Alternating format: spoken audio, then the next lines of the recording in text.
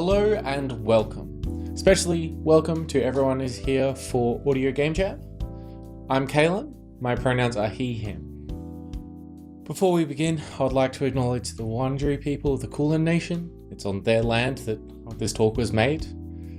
I would like to acknowledge these Aboriginal and Torres Strait Islander peoples as the traditional custodians and pay respects to the elders of past, present and future, and acknowledge their special connections to the country. Their land was never ceded. Content warning before the talk begins. This presentation will feature gunfire and other combat. Additionally, even though this is a talk on accessibility, I do some inaccessible things throughout the talk and how it's presented. I'm aware of many of them, and unfortunately, due to time restrictions, it's going to be one of those do as I say, not as I do situations. I'm new to editing and sort of content generation as a whole, so sorry for any areas which aren't as quite high quality as I'd like. Throughout the talk, game titles are going to appear here, definition going to be here, and there'll be links to other useful media should appear up here. Stick around after the original presentation of this talk for a live Q&A where I'll be going over some of the stuff that I didn't cover. Thank you and enjoy.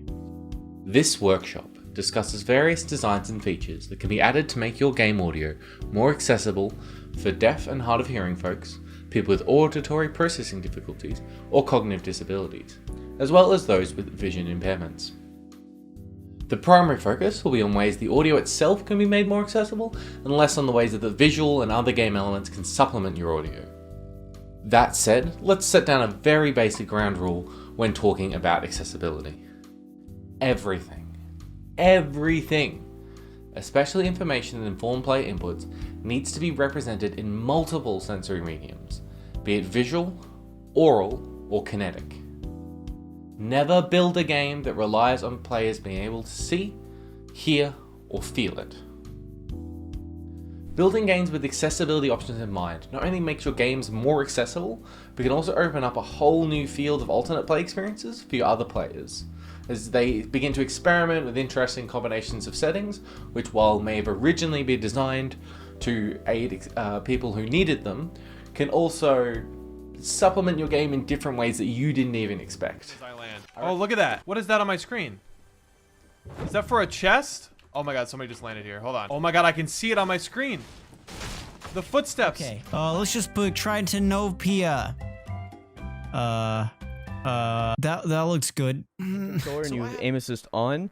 Whenever I drag my cursor right across him, as you can see, it slows down as soon as I go across his body. All of these are certainly cool, and I think we can all agree that video games are, they can be pretty cool too. So, with that mind-blowing revelation aside, let's look at the features and options that gives everyone access to the wonderful things that I'm seeing everyone build. Yeah. And by everyone, I mean as many as possible. Can't really build a game for everyone. Anyway, this aside, moving on. Part 1. Stuff we are already hearing. Stuff that currently exists but maybe could be better. The most basic of all audio accessibility features is volume adjustment. Most video games already have some form of volume or mixed controls, but here are some common places I've seen that could be improved. More submixes. By breaking your game's audio down into smaller categories, you're allowing players to better mix to their comfort and removing certain sounds or sound groups that may become overwhelming. My personal favorites in regards to subcategories are core dialogue, background dialogue, music, atmosphere, sound effects, announcer, main, and gameplay critical sounds. Shout out to Mortal Kombat 11 for doing this relatively well. Alright, let me better define gameplay critical sounds. Gameplay critical sound I categorize as any kind of sound effect or sonic cue that would require a play input response upon hearing it. If receiving that information changes how your player responds to gameplay, then it's gameplay critical. An example might be an enemy preparing an attack off screen that you might immediately need to dodge, or it could be something more long term like hearing a line of dialogue in the distance from a passing NPC that's going to really need to be heard to better inform that the player needs to go to a certain objective. In a competitive shooter like a Valorant, the sound of your team's footsteps wouldn't be considered gameplay critical, but enemy footsteps would be, as knowing their position through audio is going to require a player response far more immediately than your team's footsteps, which you have a lot more other ways of understanding where their positions are.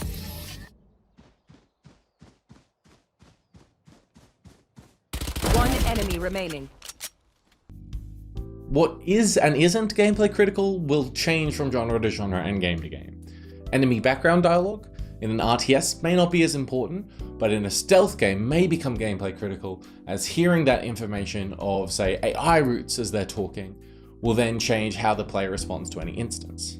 Having this subcategory allows deaf or hard of hearing players, or players with cognitive disabilities, to better process critical sonic information as they can better tune it to their needs. And please don't forget to include a main or master submix, as it can provide a quick mute all solution for people running multiple audio sources to the same device. Most games have it, but thank you. Dynamic range. I've been really happy to see the increasing gains with dynamic range settings over the last few years. Different players have vastly different tolerances and needs in regards to the volume differences between the quietest and loudest parts of your game. What is a great mix for one player with loud, booming thunder and other moments of quiet, reserved silence can lead another player to shrinking away and quickly grabbing the remote. To fix this, allowing players to have more detailed controls of the dynamic range options, and even dynamic range adjustments per submix can be great.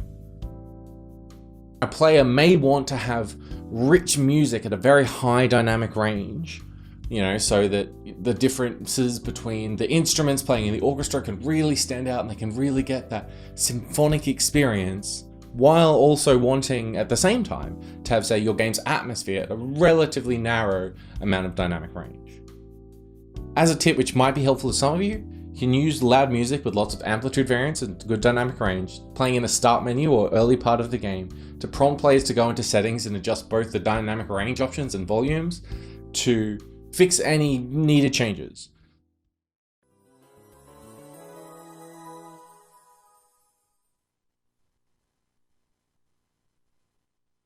Capcom presents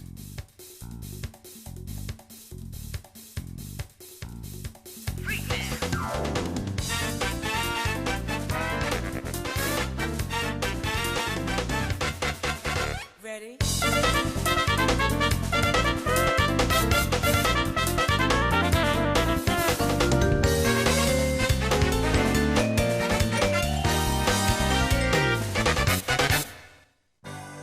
Marvel vs. Capcom 2 New Age of Heroes.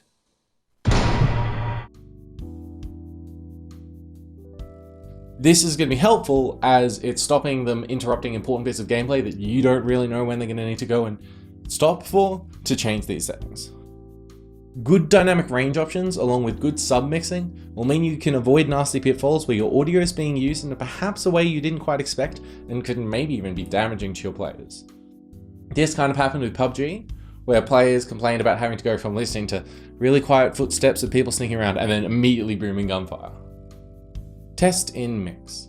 While adjusting audio settings, it can be useful to hear the volumes of each audio submix you're adjusting, both in isolation and as a joint mix. For this reason, I like to have a mix of a test scene that features all audio categories that plays in the audio options menu, and then you solo that individual submix as being adjusted. And then when they finish interacting with it, they're happy that, yep, that's the volume I want on. You return to the main mix and they can sort of see how it sounds with everything else. So I'm seeing more games listing the options to toggle between different speaker profiles, be it headphones, stereo, 5.1, 7.1. This is really good. I'm loving this. The problem I'm seeing occasionally is that people list things like cinematic or home theater, as opposed to the technical, this is kind of the speaker setup we're expecting on this setting. Do try to stick with the technical wording so that way people know what is actually expected. On the note of speakers, it's also worth having a left-right panning option on your main submix that will allow people to adjust the audio of a generalized pan between left and right ears. This can allow players who have limited or, difficulty hearing in one ear to better mix the sound to what would work for them. Part 2. Stuff I'd like to see more of. There are a lot of cool new audio stuff happening throughout games, So here are a few highlights. First is the audio cue glossary in Last of Us 2. This allows players a safe environment to learn the associations between events and their related sound cues. Triangle button. Interact audio cue, distant. An audio cue that plays when a triangle button interaction prompt is nearby, but not currently active. Traversal audio cues and triangle button. Interact audio cue, hold. An audio cue that plays when a triangle button interaction hold prompt is available. This system can help minimize the stress of adapting to a new game's tells, and gives you the comfort to design more intricate systems of sound cues, as well as giving returning players who may have forgotten the nuances of your game's audio and what it's meaning, or people who are new to games entirely or certain genres, to brush up on the sonic language of your game.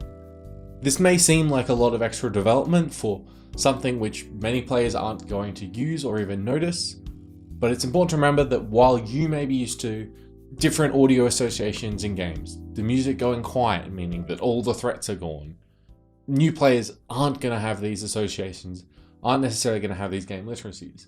So giving a place to go over it safely and learn them all is very helpful. Different games use different audio tones or melodies as sort of notification sounds.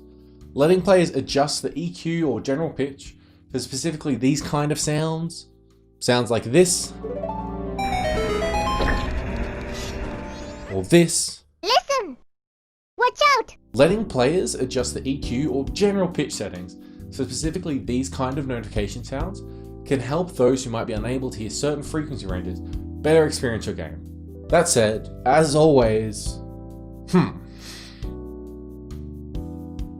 these style of EQ settings can be expanded even further to include general EQ settings. I'd say about 10 bands that are going to adjust the EQ throughout your entire game, or even individual submixers. While most players will have access to some form of EQ outside of the game, it can be handy to quickly adjust things on a per application balance. Just note that if you choose to include this feature, it'll impact on how you can use frequency to communicate things like occlusion or certain gameplay moments with high or low pass filters.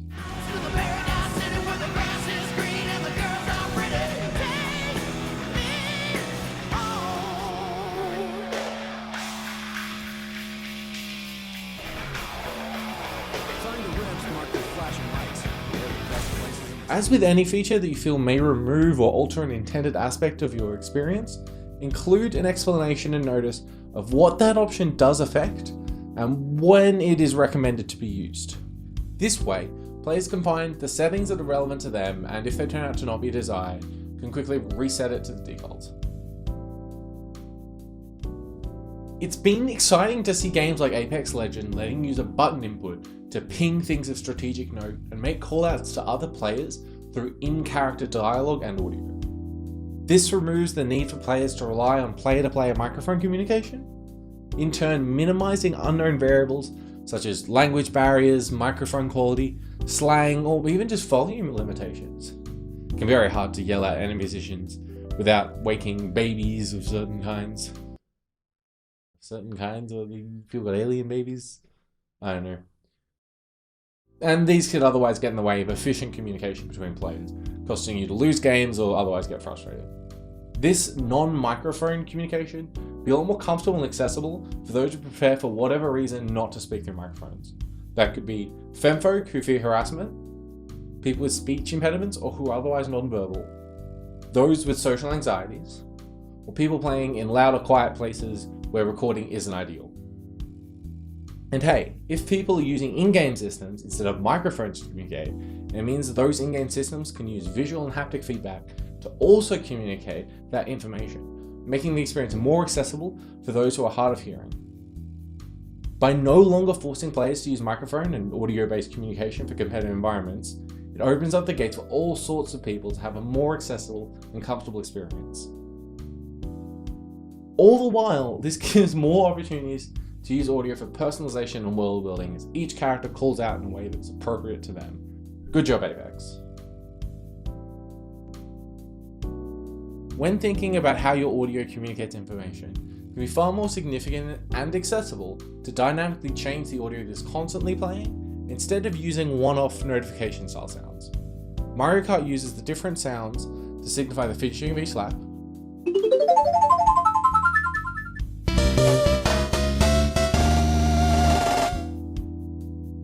this is great as the notification sound provides the information of, hey, you finished a lap, and also, which lap are you currently on? The downside is that these notification style sounds can be easy to miss as they're only played one-off. Mario Kart resolves this by removing a lot of the rest of the audio when those notification style sounds plays.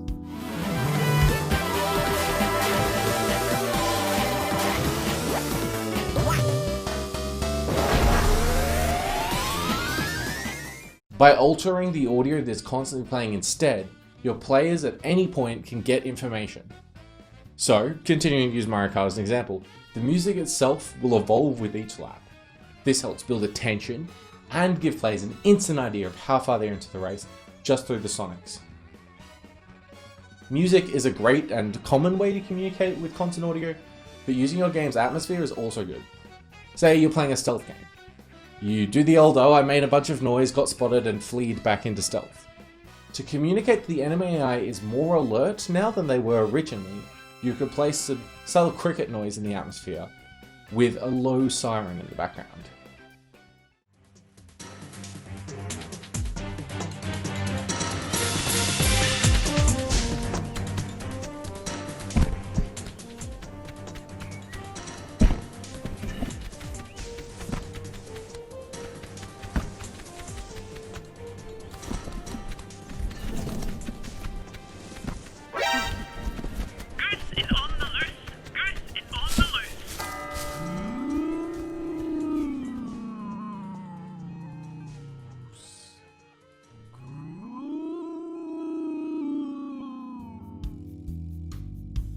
Hey, remember this sign? If you give visual information, it needs to have an audio option as well, ideally one that communicates the same as its visual counterparts. For this reason, I was super excited to see contextual text prompts become voiced in The Last of Us 2. A button. You click. Scan for enemies. Circle button. Scan for items. L3 button. Navigate to scanned item. It's examples like this that really highlight the information that's absent from our current audio mixes. Last, but by no means least, with all the audio settings that we've been discussing thus far, allow your players to save them into profiles, and allow those setting profiles to be accessed across different saves, and if possible, across different users on the same device. This way, if you're passing a controller back and forth to a friend who uses different options than you can quickly and reliably turn them on and off without the need to have to go through and manually change every single last thing back again to how you like it. Also, let your players adjust and test your game settings before the game begins. Holy heck, come on people.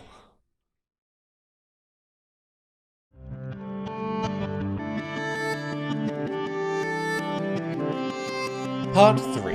Spatialization.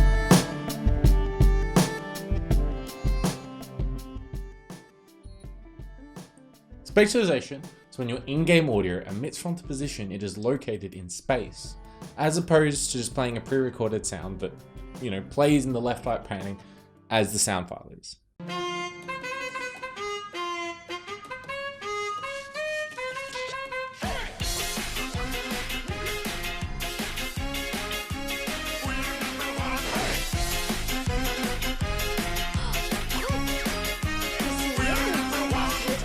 Now listen closely. Here's a little lesson in trickery. This is going down in history. If you wanna be a villain #1, you have to chase a superhero on the run. Just follow my moves and sneak around. Be careful not to make a sound. Spatialization can use things like position, attenuation, and occlusion to dynamically adjust the left-right panning, volume, and frequency of the sound. Many games have some spatialization of gameplay critical elements like hearing enemy footsteps or gunshots in 3D space. They keep things like the atmosphere or voice box to be non-spatialized. VR games have a lot more spatialization because in that environment, the unnatural, non-spatialized sound comes across as jarring and immersion breaking.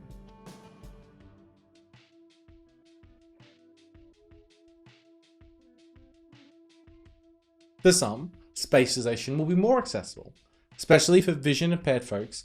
You can now rely more on audio for 3D navigation and spatial awareness.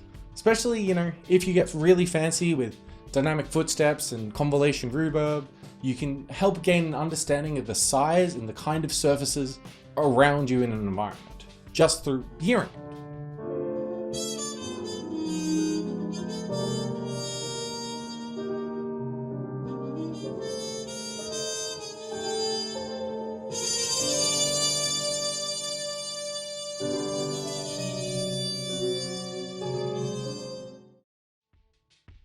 Some games also use spatializations to enable listener focus. Listener focus is the Unreal Engine term for it. I'm just going to stick that for the process of this talk. What listener focus means is that if the player character is looking at a specific sound source that is spatialized, it becomes louder. So the sounds in front of you, the sounds that you're looking at, are louder. While this isn't super realistic, it can be super helpful in exaggerating the effects of your spatialization and aiding those who are navigating purely through audio, as you get a better sense of what's in front of you and what's to your sides as you turn and rotate the camera.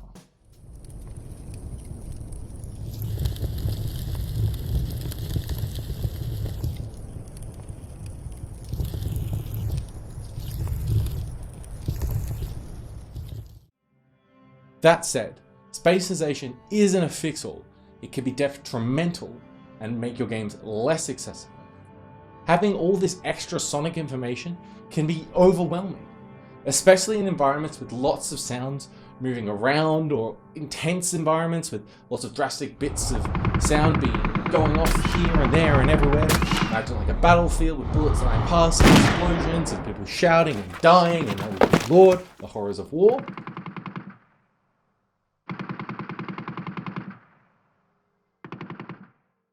For this reason, if you're going to build a fully spatialized game, please allow for players to adjust it. Be that using gameplay critical volume sliders, making sure you can reduce the maximum volume to fix 3D panning issues, having concurrency options so that players can limit how many or which sort of sounds are being outputted to them, and having an arrow toggle to return to a more standard stereo mix. These options are also going to be significant, as not all your players are going to have an audio device that can output reliable, good positional, or binaural audio.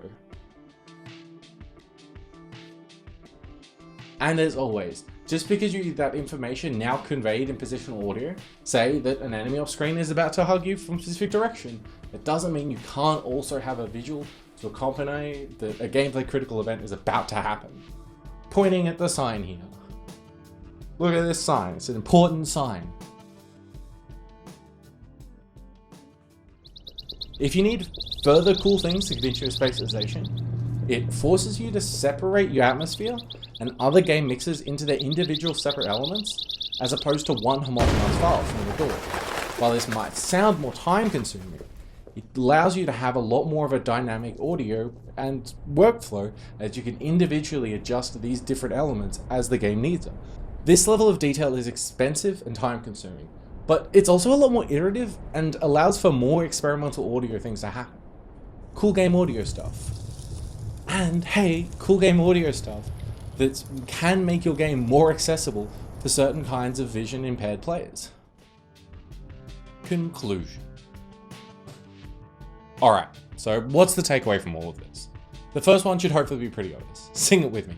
Everything, especially gameplay critical information, needs to be represented in multiple mediums.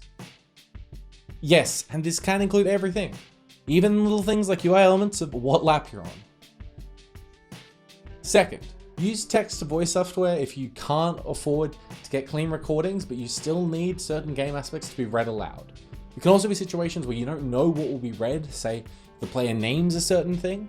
In that case, text-to-voice can be really helpful for that. I didn't number the rest of these points. 3. Before you worry if your audio is realistic enough, consider, is everyone going to be able to experience it? And does it serve the themes of the narrative and the piece that you're making? 4.